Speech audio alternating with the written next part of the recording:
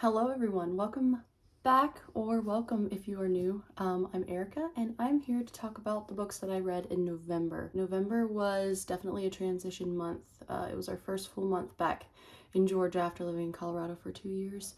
So it was definitely an interesting month. But I read 5 books and one of them I'm very, very proud of. So I'm not going to give a long intro, but grab yourself a drink. I have my matcha here because I'm learning to love matcha. And let's talk about the books that I read in November. The first book that I finished in November, well, I'm gonna spill my matcha. The first book that I finished is Tea with Elephants by Robin Jones Gunn. I absolutely loved this book. I gave it 4.5 stars. It is, how do I explain this? Basically, it's about two best friends and their dream of many years has been to travel together and to go to Africa together. And they're in their 30s, I believe, when the book takes place. And so they both have their lives. So Fern, one day, the one best friend, gets a call from Lily, the other best friend. And Lily's like, we're going to Africa. So it starts them on this long adventure of traveling to Africa together, and they go on a safari, and it was very atmospheric. And I've never been to Africa, but it made me want to go and experience all of the culture there and everything that is there. And it also had amazing faith content. I was pleasantly surprised by the amount of faith in this book, and it kind of was something that I feel like I needed. It came at the perfect time. So this is my first Robin Jones Gunn book, but this is going to be a series, and I'm very excited to continue. And also, it's just like the cutest cover ever. Definitely some hard-hitting things in this book as well, but I absolutely loved it and would recommend this to anyone, and I would even give this to young readers too, I think. Just so good.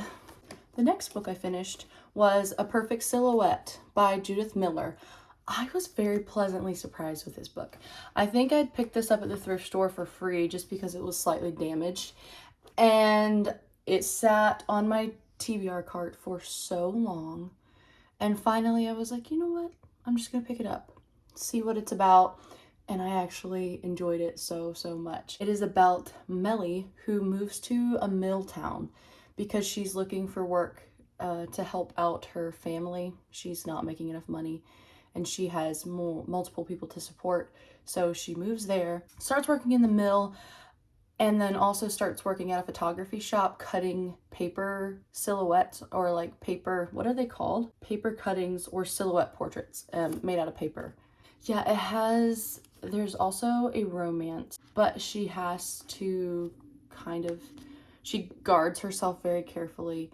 Meanwhile, the male main character has some secrets that cause him to be dishonest, but he thinks it's for the good of others. But it ends up hurting her, and it's just shows their story of trust, and I just really enjoyed it. It was also a very atmospheric book, and so I would definitely recommend it, and I'm excited to read more of Judith Miller because this was my first Judith Miller book and I enjoyed it, so recommend that one. This next book is one that I will probably recommend forever. I gave it 5 stars and I truly think it changed. I've told some people that it's like changed my life because, anyways, let me just talk about the book. It is 1000 Gifts by Ann Voskamp, and it is basically a dare to live fully right where you are. Basically, this book is Anne's story of, so basically one of her friends dares her to start a list of 1000 gifts. So just 1,000 things she's grateful for. And so she has her little notepad, and pen, and over the course of a large amount of time, I think it was maybe a year it took her to get to 1,000, she would just record the little gifts throughout the day, the most random things things that you wouldn't normally think of to be thankful for, but she would see it and recognize it and write it down. And then she talks about how it just completely changed her life and her relationship with God. And I started doing it, and it is such a beautiful thing to have. I have a little notebook of my beginning of my list of 1,000 gifts, and just noticing little details throughout the day to be thankful for, even in moments that are hard. And so I recommend this to anyone. Her writing is definitely very lyrical and beautiful, and sometimes you have to reread things to actually get her meaning, but I absolutely loved it and will reread again and again. And I have so many tabs. Basically tabbed every page, but loved that one. And then I read Lifeboat 12 by Susan Hood. I was very pleasantly surprised with this one as well. I gave it 4 stars. It is basically about, I forget the ship's name. Basically, kids in Germany are being transported to Canada and for safety during World War II. The main character, Ken, is on the ship going to Canada, and they get bombed at sea pretty much. And the ship goes down, and he gets on Lifeboat 12, and it is their story of survival of everyone on Lifeboat 12 and how they eventually get rescued. And yeah, it's based on a true story. So I'm not sure what parts were true and what was fictionalized. I think that the story itself is true, but then the details of the lifeboat, like their experience on the lifeboat, may have been fictionalized. I'm not 100% sure. But I really enjoyed this for the history purposes. And it's also written, is it free verse? I'm not sure, but it's written like this. It's laid out very interestingly. And so I flew through it. Like, it doesn't take long to read. So I quite enjoyed this one. And the book that I am very proud of, it's a book that at some point in a reader's life, you just have to read it, I guess. Especially if you like classics. And that book is Jane Eyre by Charlotte Bronte. Where do I begin? Let me start off by saying I gave it 4.25 stars. It's one of those books, though, that I think will grow on me, and I'm currently watching the movie episodes with my sister Morgan, and so that is bringing the book to life in a whole new way. I don't know how much I want to say, because to be honest, I didn't know a ton about Jane Eyre going into it, even though it's a very popular classic. It's a classic for a reason.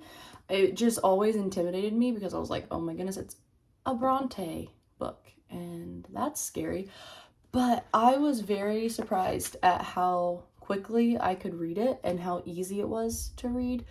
Definitely parts that kind of drag on a little bit just because of the writing style and the descriptions of people and places and whatnot, but I really, really enjoyed it, and I really don't know how to explain it, but basically it's about Jane Eyre, and she is a child who is not loved.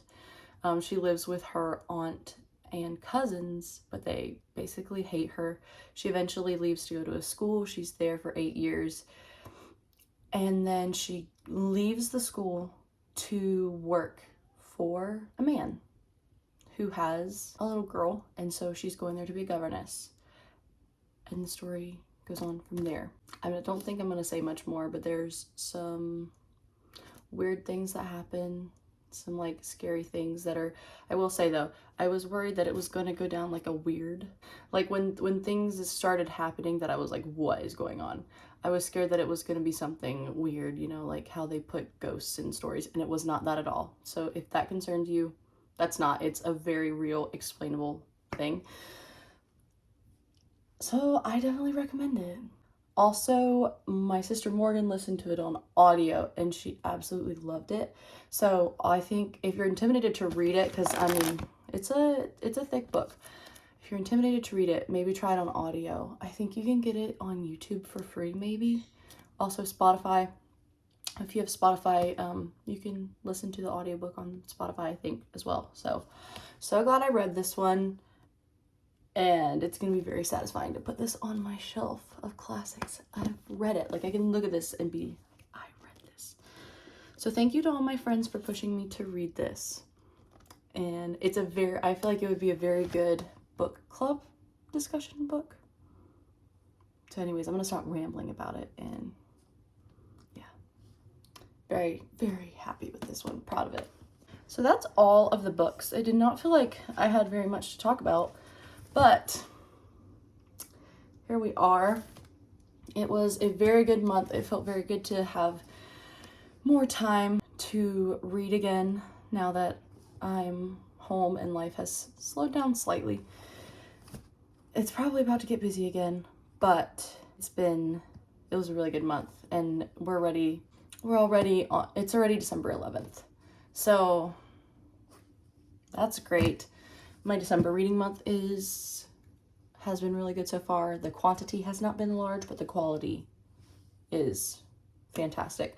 I honestly feel like I haven't read many books that I didn't like recently, which is kind of cool, but at the same time, I just feel like every book I talk about on here is one I'm really enjoying. So I guess I shouldn't complain, but anyways, thank you so much for watching this video, and I will talk to you hopefully in another video soon. Bye.